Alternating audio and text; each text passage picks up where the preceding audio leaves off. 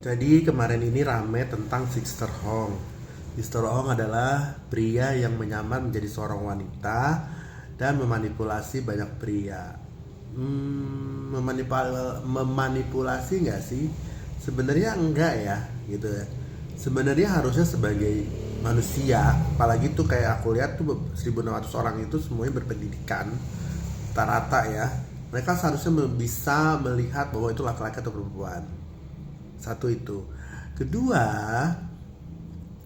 dia ini mengenalnya di sosial media dan dia mengaku sebagai perempuan dan dijanjikan untuk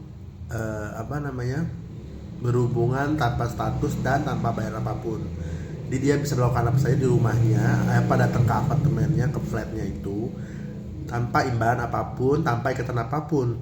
Jadi di sini kamu mau lihat, yang aku mau kasih tahu adalah setiap orang yang datang ini dia menginginkan kesenangan semata, seperti berhubungan seks. Ya, berhubungan seks tanpa ikatan apa-apa, tanpa melakukan apa-apa, dan tanpa, mungkin dia pikir tanpa resikonya atau hamil atau segala macam. Tapi banyak yang datang juga kaget melihat wujud aslinya. Karena pada saat di sosial media atau live di sosial media di China sana, dia menggunakan filter seperti banyak orang menggunakan filter di TikTok misalnya. Ketemunya mungkin bisa lebih cakep atau lebih buruk, mungkin begitu. Nah, sebenarnya di Indonesia atau di negara lain ada nggak sih Mr. Hong, Sister Hong atau siapapun Uncle Red ini, ya kan? Eh, aku bilang sih ada aja. Kita mengenal ada namanya aplikasi Ome. Di situ juga banyak orang-orang yang ya berharap mendapatkan kesenangan melalui live, walaupun itu hanya secara online ya. Tetapi banyak nggak orang yang tertipu? Juga banyak. Ya, mereka kadang-kadang melihat itu hanya sebagai pemuas nafsu mereka. Makanya bisa dibilang bahwa laki-laki itu ada kelemahan adalah dari pusar ke bawah. Mereka nggak berpikir lagi secara jernih kalau udah urusannya pusar ke bawah. Yang penting tancap gas, yang penting keluar selesai gitu ya. Kebanyakan seperti itu, dan contohnya sudah ada 1.600. Mungkin dari 2 miliar penduduk mereka, 1.600 itu adalah 0,01 atau 0,02 atau berapa lah itu. Tidak ada apa-apanya. Tapi itu kalau di negara yang berpenduduk mungkin 100 juta, 200 juta, itu banyak sekali loh. 100 juta atau 5 juta ya nggak mungkin, menurut saya nggak mungkin.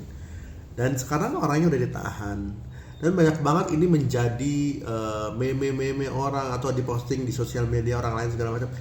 Saya selalu bilang ya, setiap keburukan orang lain, setiap keberhasilan orang lain, orang itu ada yang mengambil kesempatan untuk mendongkrak namanya dia, untuk menaikkan viewernya dia, untuk menaikkan likes dan follower gitu. Jadi sebenarnya kita membenci orang, membenci kelakuan mereka, membenci perbuatan mereka, tetapi kita memanfaatkan itu untuk keuntungan kita. Berarti kita sama aja sebenarnya, ya. Seharusnya kita mengedukasi bahwa hati-hatilah, di luar sana banyak orang memanfaatkan segala cara untuk mendapatkan sebuah kesenangan. Dia memang tidak merugikan siapa-siapa karena tidak meminta uang atau tidak melakukan hal-hal yang buruk. Tapi ini lebih buruk kalau menurut saya, karena ini adalah berhubungan dengan mental, berhubungan dengan kesehatan juga. Karena bayangin 1.600 ya, berada di lubang yang sama, ya, melakukan penetrasinya di lubang yang sama, makanya akan timbul beberapa banyak penyakit. Mungkin tidak hari itu juga, mungkin sebulan, 2 bulan, atau 1 tahun ke depan akan bermunculan penyakit yang ditularkan melalui hubungan mereka 1.600 itu, ya. Dan di negara kita juga banyak itu kejadian, ada orang ngeprank, dan di aplikasi X itu pasti ada. Teman-teman semua bisa lihat. Nah, apakah laki-laki dan perempuan sekarang menjadi hal yang sangat menakutkan bila kita mempunyai seorang anak? Ya, betul. Kalau zaman dulu kan perempuan aja yang ditakutkan. karena takutnya inilah hamil luar nikah lah. Laki-laki juga sekarang lihat, walaupun tidak ada bekasnya, tetapi penyakit akan mudah sekali menular dengan perbuatan yang tidak bertanggung jawab, atau seringnya jajan di luar, atau melakukan free sex seperti itu. Dan yang saya mau garis bawahi dalam PT kali ini adalah masih banyak di luar sana sister hong atau angkelet itu ya, yang bernama lain, yang mungkin lebih terang-terangan atau lebih cantik dari sister hong, tapi banyak orang menggunakan jasanya. Banyak dari zaman dulu. Kali ini mungkin sister hong adalah menjebak mereka untuk dibikinkan video dan dijual, ya kan? Tapi aku sekarang mau bahas tentang perilaku. Banyak perilaku menyimpang dilakukan oleh pria normal di luar sana, yang mereka juga melakukan hubungan badan mungkin dengan laki-laki atau dengan waria atau dengan binan cini ya gitu kan. Inilah yang saya bilang bahwa laki-laki itu dari pusar ke bawah itu kalau udah nggak bisa ditahan, mereka nggak pakai logika, yang penting keluar gitu. Walaupun nggak semua, tapi pertanyaannya adalah ya, apakah kita cukup dengan membentengi diri kita bahwa kita nggak usah bergaul dengan orang-orang seperti itu? Enggak, justru karena kita nggak bergaul lah akhirnya kita sibuk cari sosial media, dan akhirnya kita berkenalan dengan orang di sosial media. Seberapa banyak sih orang kenal sosial media itu bisa menjadi jalan yang baik? Yang saya dengar sih ada salah satu review kita kenal dari aplikasi Bumble terus jadi suami istri. Tapi berapa banyak yang seperti dia? Tidak banyak. Terus aplikasi lain juga sama. Bukan berarti aplikasi itu menyelamatkan kita atau memberikan apa yang kita mau. Misalnya mau pasangan, belum tentu juga. Banyak juga orang modus menjebak kita di dalam aplikasi itu. Ya, ada orang yang pura-pura kenalan, akhirnya udah lama kenal dia pinjam ini itu. Terus mungkin kamu udah jadian, pada saat udah jadian juga dia minta ini itu, mengembangkan usaha sendiri. Nanti kalau udah berhasil dia kabur.